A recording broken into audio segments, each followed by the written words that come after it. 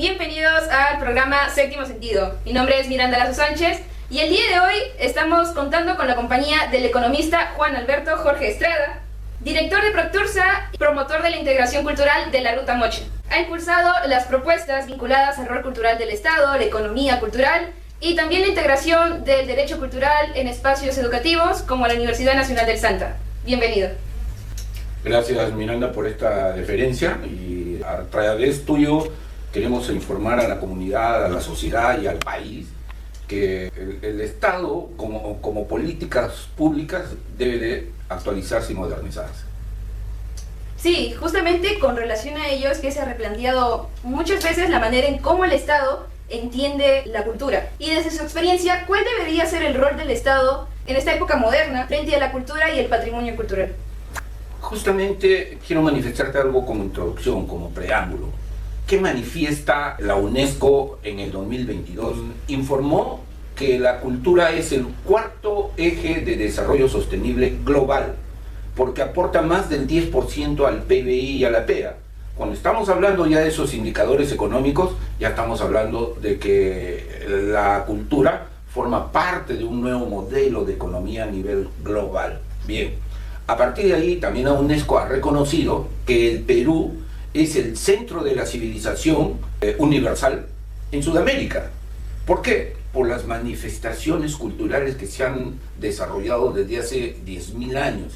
Y no olvidemos que en una época determinada, el virreinato del Perú fue un control de varios países hoy en día que ha formado desde Chile, Argentina, Perú, Colombia, ¿no?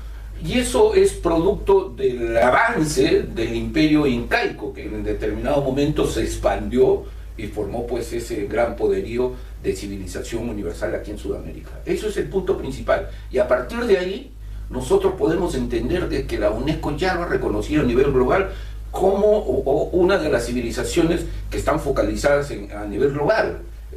Llámese Egipto en el tema del Oriente, México en la parte de Centroamérica, Europa, España, que ha sido parte de ello, Italia ha sido parte de las manifestaciones culturales que se han desarrollado.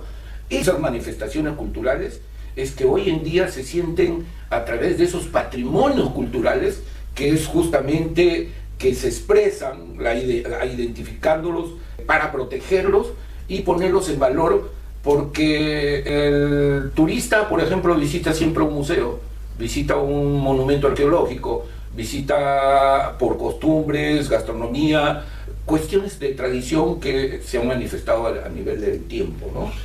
Ese es prácticamente ese rol como cultural de Estado debería aplicarse en el Perú. A pesar de que existen normas vigentes, no hay una articulación de los gobiernos locales, gobierno regional y gobierno nacional.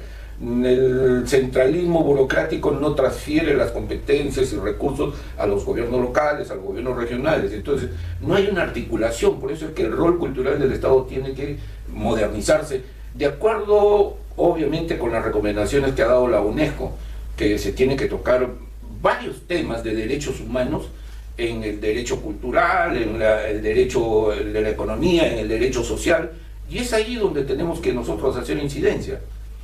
Esa es la gran tarea del futuro, ¿no? Y dentro de este replanteamiento también he notado que aparece una propuesta clave, la primera Ley General de Cultura. ¿Cómo es que esta primera Ley General de Cultura podría representar una especie de quiebre en la manera en la que el Perú ha interpretado la historia de la política cultural?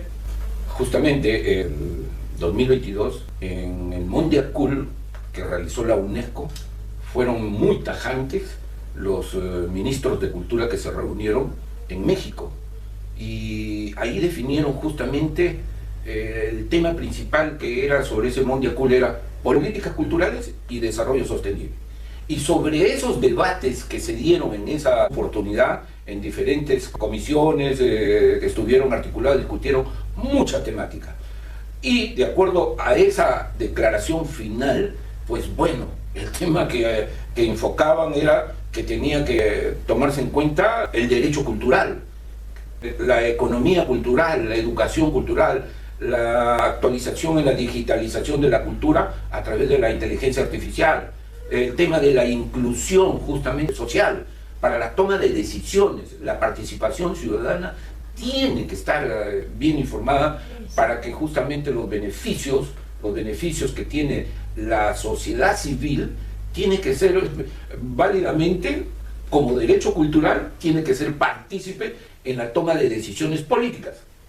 Entonces, esos temas que también se habían identificado, la cultura, el patrimonio, que estaba en una situación de crisis por los conflictos bélicos que existen en el mundo, pero también el abandono y los atentados, invasiones, un poco una suerte de desidia de nuestras autoridades para tomar decisiones políticas. A pesar de que existen normas vigentes, estas no se articulan, no se complementan.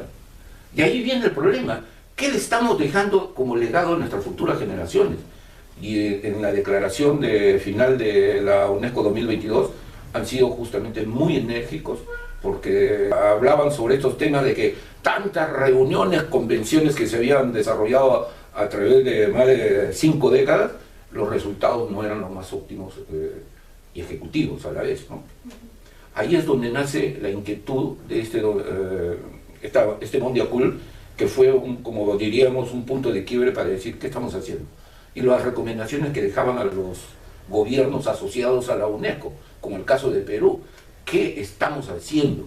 A pesar de que existe una UNESCO Perú, la cual tú has participado en una de las reuniones, donde justamente les alcanzamos las buenas prácticas como sociedad civil que nosotros habíamos desarrollado. Pero este es un tema que ese rol cultural del Estado, pues bueno, no está articulado y falta actualizar.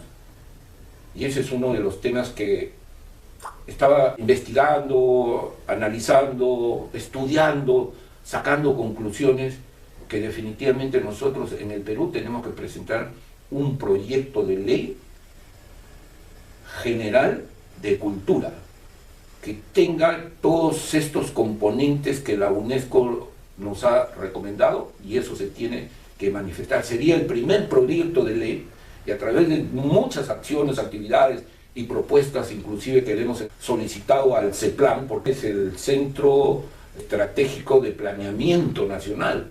Entonces, ahí se definen todos los ejes temáticos que generen desarrollo sostenible en el Perú. Y ellos imparten recomendaciones también a nivel de los ministerios o los sectores, ¿no? Entonces, le hemos presentado que estas propuestas, un análisis que hemos hecho de ese rol cultural del Estado, para que se considere ya lo que nosotros vamos a elaborar, un primer proyecto de ley general de la cultura en el Perú. Y justamente con relación a ello es que se plantea que la cultura pues debería también emergir como el cuarto eje de desarrollo sostenible. ¿Qué acciones concretas cree que deberían realizar las regiones para poner en práctica esto? Ese es un buen tema. La UNESCO en el 2022 ya lo había definido como el cuarto eje de desarrollo sostenible global, porque aportaba más del 10% al PBI y a la PEA. Eso significa que estamos hablando de una economía cultural productiva, y el tema de país no se estaba dando las condiciones porque no había una articulación, como te dije, entre gobierno local, gobierno regional y gobierno nacional. Si eso no está ocurriendo, entonces nosotros teníamos que ir a esa integración. Por lo menos como respuesta a la ruta Inca, nosotros estamos integrando la ruta Moche, porque nosotros nos hemos manifestado aquí en la zona costa norte de la región Ancash, La Libertad, Lambayeque y hasta Piura, que en una época determinada tuvo un auge, un apogeo grandioso, la cultura Moche. Y nosotros somos parte de ello, la provincia del Santa es parte de esa cultura Moche. Los vestigios nos han dejado ahí. Perfecto. Es que estamos invitando a las universidades, a los colegios profesionales, a las universidades, a la sociedad civil que es parte de la gestión, es que tengamos que hacerles entender y llamar la atención a los gobiernos locales, gobiernos regionales, para que entiendan que el Perú debe convertirse en el centro de la cultura a nivel universal, pero en Sudamérica. O sea, para llegar a ese punto tenemos que desarrollar o elaborar políticas, o por lo menos cumplir lo que ya está definido, para que llegara a ese norte y ser una propuesta mayor en Sudamérica. De eso se trata, ¿no? Integrar. porque si no nos integramos, hemos estado aquí en el norte, sobre todo he visto mucho egoísmo. Hay una disociedad aquí en toda la región, toda la macrorregión norte. A diferencia de la macrorregión sur, las cuales yo he podido compartir y hemos hecho algunas acciones como un rol del Estado en políticas públicas. Hemos hecho integración, por ejemplo, entre Perú, Bolivia y Chile, desde Tacna. Pero trasladar todas estas experiencias aquí al norte era un poco difícil. Es un proceso, es complejo porque no encuentras un liderazgo sostenible, y lo que queremos para generar ese desarrollo sostenible, queremos tener líderes sostenibles.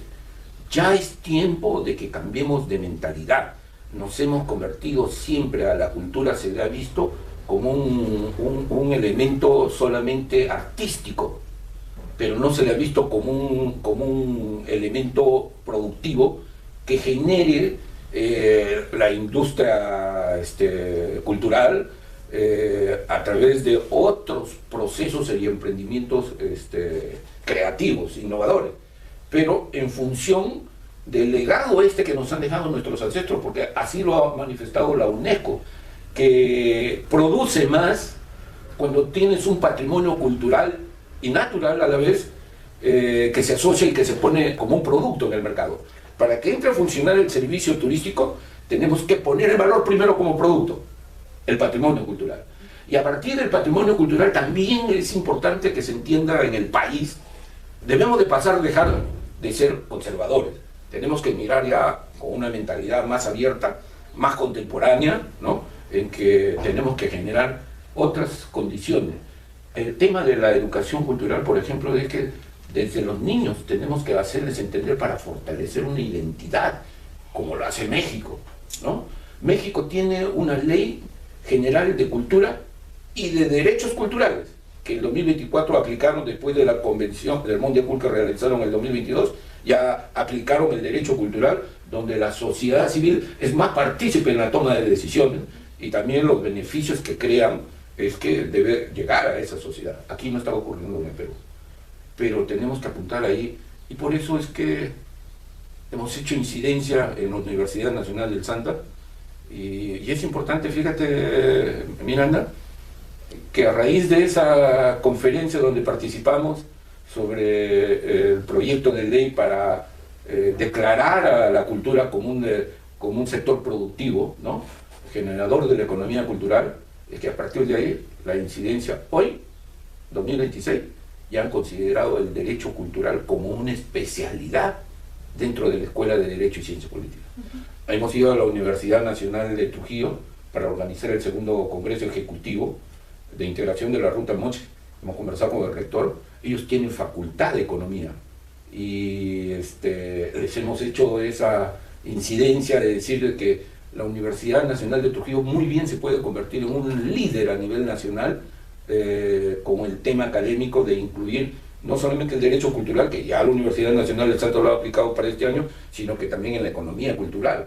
Y no olvidemos, y yo hice una experiencia en un taller que hicimos en el 2023, creo, que fuimos al COAR, y donde una de las estudiantes que iba a egresar tenía el interés, porque hablamos sobre el tema de economía cultural, y ella tenía mucho interés, por ejemplo, de este estudiante, de que quería estudiar economía cultural. Pero ¿en qué universidad? No se han dado las condiciones.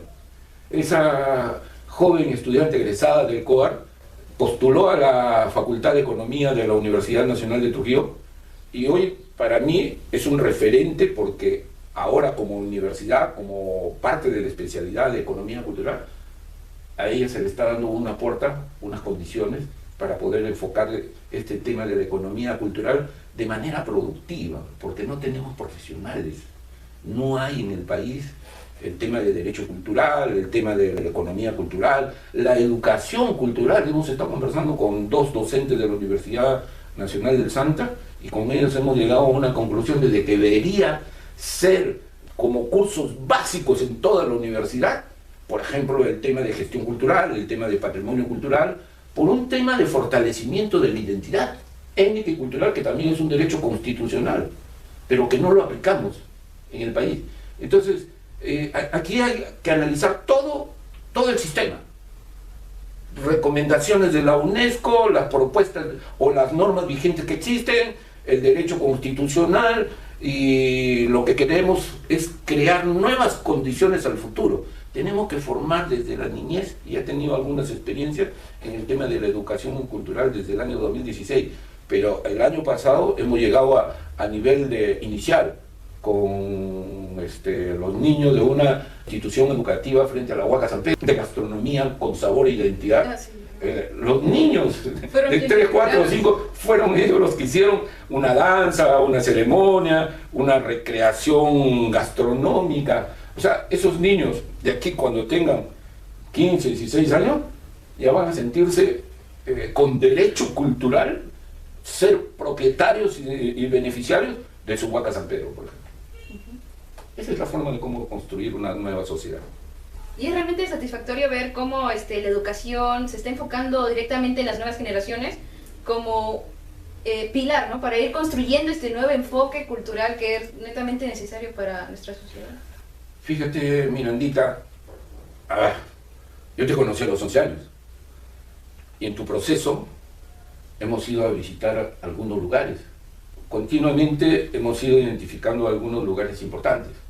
Hemos visitado con tu mamá el Cerro de la Paz, donde también te he hecho indicadores de un tema de nuestro puerto milenario Chimbote, ¿ya? La cultura Chimbote propiamente dicho, identificada ya desde hace 10.000 años, pero que todavía no está investigada, que se está destruyendo con el tiempo y ante la indiferencia de las autoridades y funcionarios.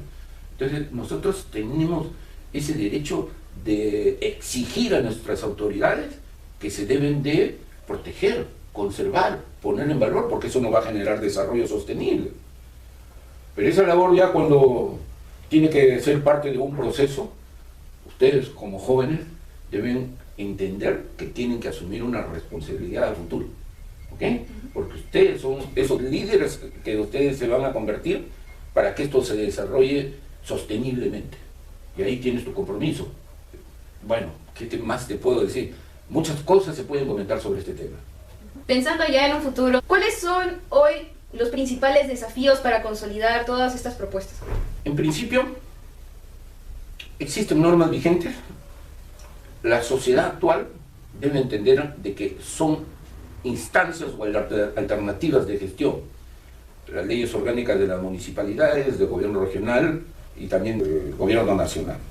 Si eso se articula, entonces podemos tener espacios para como ciudadanos ser parte de ese desarrollo. ¿Perfecto? Exigir con derecho cultural, de acuerdo a las recomendaciones de la UNESCO y toda la información que hemos recopilado a través del tiempo, están aquí documentadas. Algunas no han funcionado por la burocracia que existe en el país. El centralismo, la corrupción. Nosotros tenemos que entrar en ese proceso de hacer un cambio. Y ese es el gran reto de que académicamente ya la Universidad Nacional del Santa ha tomado como especialidad el derecho cultural, donde podemos tener profesionales que pueden incursionar en el sector público, en el sector privado, pero también en las fiscalías especializadas y en las salas de la Corte Superior, donde se puedan discutir la temática que se debe entender para proteger y poner en valor nuestro patrimonio cultural.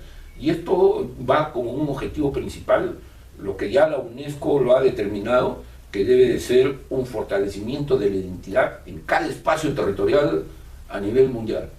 Entonces el Perú es único, y el Perú tenemos que darle vida, valor, y son ustedes los llamados a hacer esta incidencia, pero también aquí un mensaje para las autoridades, que tienen que cumplir el rol cultural del Estado en las normas vigentes.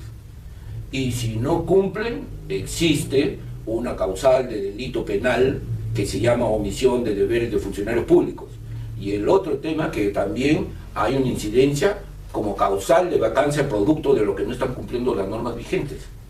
Entonces, este es un llamado de atención, es una alerta, porque este año vamos a ser muy enérgicos con todo derecho de exigir el desarrollo sostenible a través de estas manifestaciones culturales que están en completo estado de abandono, en estado de emergencia, invadidos, atentados, temas mineros.